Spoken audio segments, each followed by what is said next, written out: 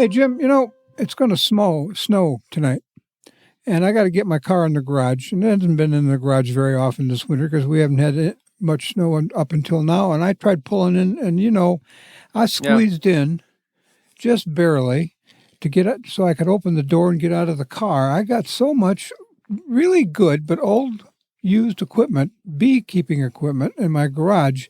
I got to get rid of some of it, but I don't even know where to start. What do you do? Oh, Kim, can you give me some time to get my arms around this? Because I've got my own old equipment issues. What do you do? That's a good concept. I'd like to talk with you about it, see what you think we do with it. Hi, I'm Kim Flottam. And I'm Jim, too. And we're here today on Honeybee Obscura, and we're going to try and figure out what you do with good, useful, but old equipment that you don't need anymore. You are listening to Honeybee Obscura, brought to you by Growing Planet Media, the folks behind Beekeeping Today podcast. Each week on Honeybee Obscura, host Kim Flottam and Jim too explore the complexities, the beauty, the fun, and the challenges of managing honeybees in today's world in an engaging and informative discussion meant for all beekeepers, long-timers, and those just starting their journey with bees. So sit back and enjoy the next several minutes as Kim and Jim explore all things honeybees. I've got a lot of it, and apparently you do too. Yeah, a lot. Through the years, you have a lot, you lose it, you get more. If you lose that, you get more. It's that, what's that word, Sisyphus, that Sisyphean movement where you're always rolling a rock up the hill in the underworld. That's what we're doing. But right now, I've got a good deal of it. But Kim, you've got the jump on me. I mean, my garages have been full for decades of woodworking tools and just good stuff. I don't collect junk, Kim. I get good stuff. So mine's all outside, Kim. So the first thing you're going to do is, what do you decide to get rid of? And, with your history and your depth, one of the things I'm wondering is that old equipment that you're selling, is it that old cabinet-grade, high-quality AI root stuff that you've got, or is it latter day? Is it more recent than that? Well, two things. One is I'd rather give it away than sell it. Let me put it that way. And I'm not looking to sell it or make money. And I just need to get my car in the garage, and that's the top goal. And some of the equipment goes back 30 years. And when the root company was still making boxes, and some of it I got last summer because it was brand new and it looked like a neat widget, and it turned out not to be a neat widget, and I want it to go away. I love those neat widget things. I always buy those right away because you may not be able to get them for very long. Yes. But that would be enjoyable to go through to figure out what was early AI root equipment and what was later. I mean, it's all basically good equipment. But how did you decide what to get rid of? How did you decide what to keep? So the first thing I've got to do is what's good, what's bad. What do you keep? What do you junk?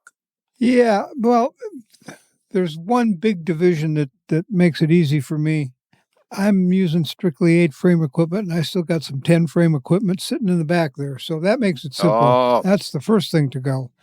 But the other things are, the 10-frame boxes, the 10-frame inner covers and bottom boards and those, that's an easy thing. But you take a look at those 10-frame boxes, and almost every one of them's got drawn comb in it. Now, there's a rub. I thought the wax moths would have taken that out, but they would just get brood comb, wouldn't they? So this is just going to be a basic mess. Is there no wax moth at all? Well, I store them, so I learned a long time ago how to store supers so that you don't get wax moth. You need light and air, and you just crisscross them. And okay. So no. There's probably some. I'm not going to say none. Boy, when I stack mine up outside, the wax moths are crazy for that. But Kim, that's a topic for a different time, so I don't want to get off the subject on that. If you've got that old comb, does it matter? I don't know that has any value. You probably got a bit of bee inspector involved to be sure that your bees out in the yard are all disease-free and that you're not a disease source before you start dealing with old comb. Right or wrong on that? No, you're exactly right. That's a good idea. I'll get the inspector up here to look at my bees and look at this equipment because I say this carefully, knocking on wood. I've never had American fall brood. And the minute I say that, I'll go out this spring and I'll find Yeah. some. But Yeah. getting the inspector's seal of approval that this equipment is clean. And the other thing is, there's an old rule of thumb. My friend Buzz taught it to me. You take an old comb, an old dark comb, and you hold it up to the sun, and if you can't see through it, it's too old. Well, that's the old rule of thumb. Now it's 2 years in my book. 2 years and you're gone. So most of this stuff in the 10-frame boxes is more than 2 years old when I stacked it up not to use it anymore. So I'm wondering about just eliminate any issues with contaminated wax, either pesticides or miticides or anything, and just melt it all down and just sell boxes with empty frames in them. You can do that. I was going to go a different way. You're going to say I'm lazy.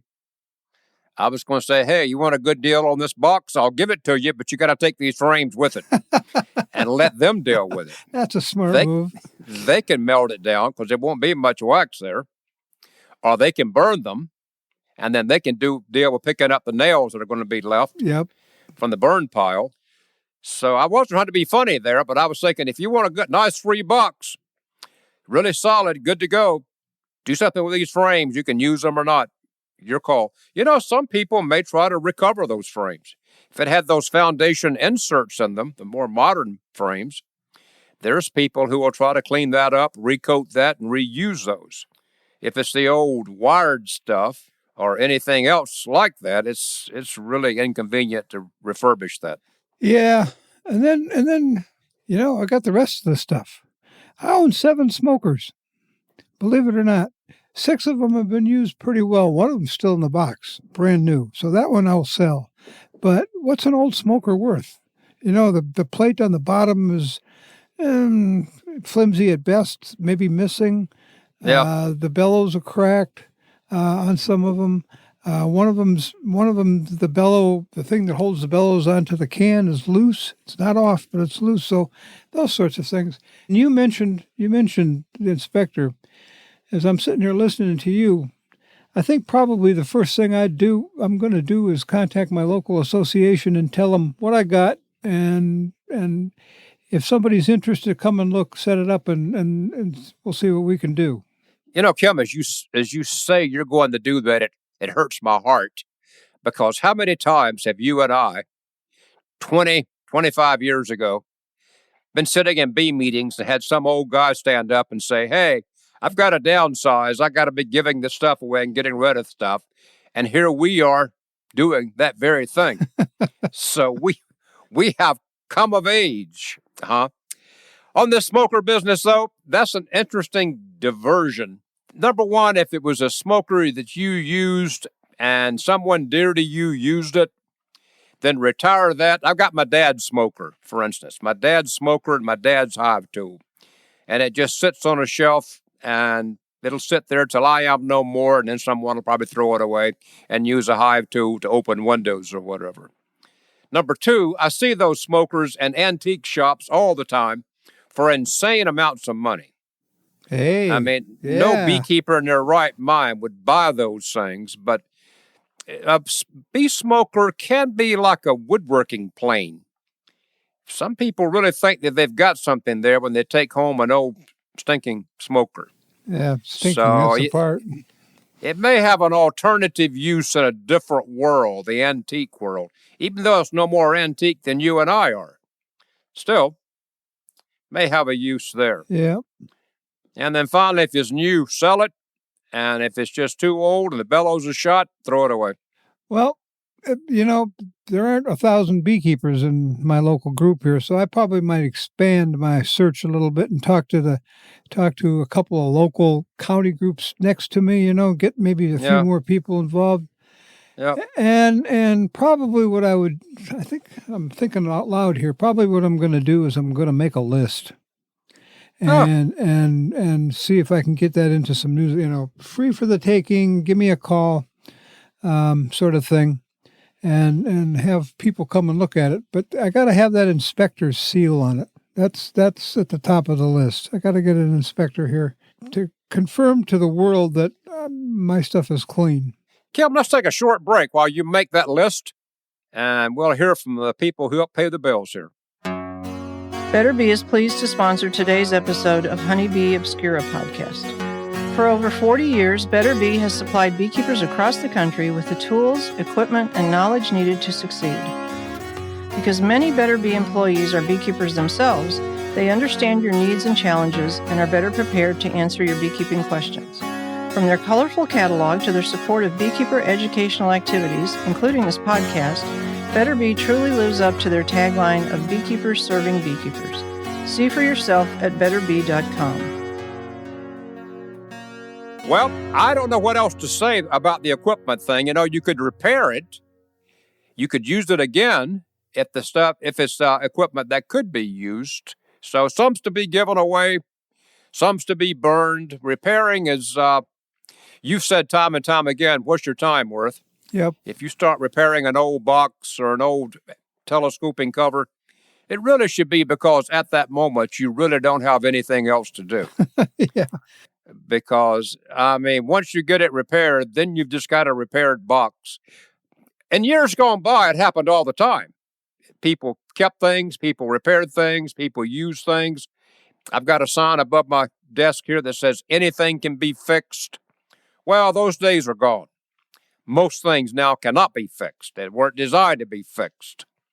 So, yeah, as a woodworker, you can do something with those boxes, but once they reach a certain age, they'll just go to the burn pile. Well, you just reminded me of something.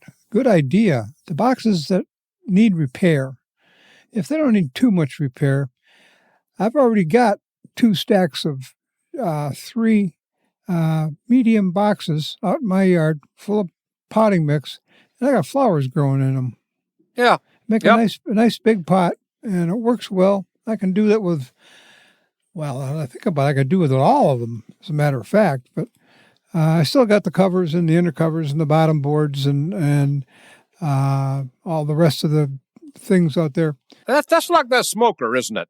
It's an alternative use, an alternative group. So you'll take an old bee box, retire it from the bee world, but you'll move it to the floral world, where it now becomes part of a floral design system, and make it really coveted so people pay big money for it.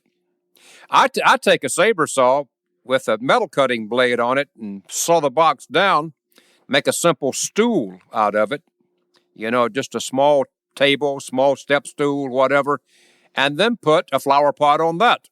Or, I don't know, whatever you want to set on that at some particular time. So it's easy to cut those things, kind of cut them down, just to make a short table, simple stool, whatever. I guess that would work. And you don't really care about leaving them out in the rain because that's what they spent their whole life doing anyway. It's already rotted out.